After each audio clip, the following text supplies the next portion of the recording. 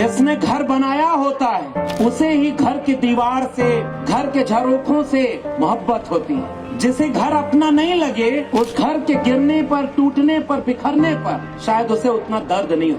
ये देश हमारे पुरखों ने अपनी कुर्बानी से बनाया है और हजारों साल में बहुत मेहनत करके यहाँ तक का सफर तय किया है।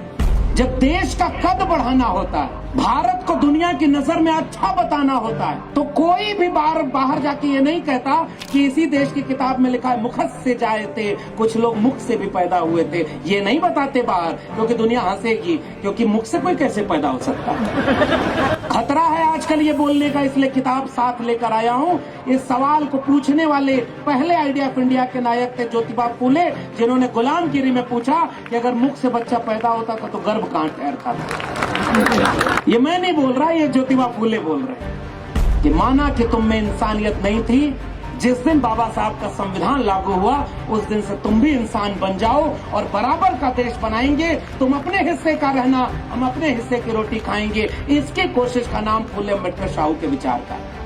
संत कबीर ने पूछा, माटी का एक नाग बनाकर पूजे लोग लुगाया, और जिंदा नाग घर में जब निकला ले लाठी दौड़ाया।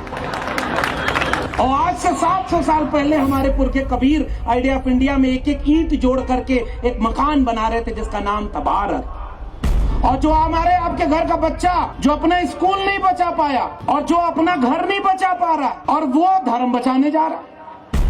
बचपन में पैदा हुआ तो सिखाया गया कि धर्म इस चीज का नाम है जिसमें भगवान इंसान की रक्षा करता है, और जैसे जैसे बड़े हो गए पता चला कि इंसान को भगवान की रक्षा करनी है।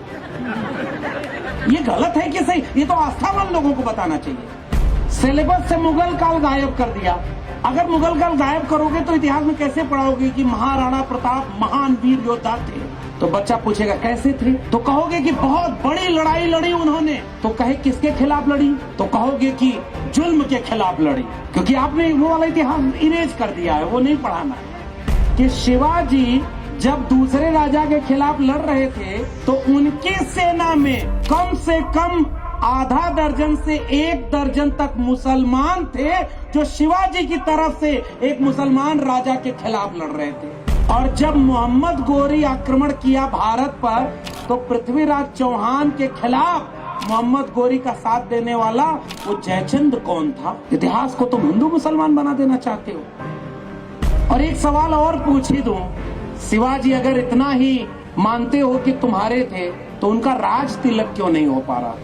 छत्रपति शिवाजी की खोज करने वाले ज्योतिबा फूले ने एक थ्योरी दी है, मैं बौद्धिक समाज के सामने उस थ्योरी को फिर से रखना चाह रहा हूँ। उन्होंने कहा कि हमारे पुरखे शूद्र थे नहीं, वो इस देश के शासक थे, लेकिन जिनको वर्ण व्यवस्था बनाकर इस देश में गुलामी बनानी थी उन्होंने यह आरोपित किया, और उनके सामने जो झुक गए उनको वो खत्री से छत्री बना दिए, और जो ताकतवर कमेरा शासक झुके नहीं उन सबको उन्होंने शूद्र बनाया, अति शूद्र बनाया और बाकी को अछूत बना दिया।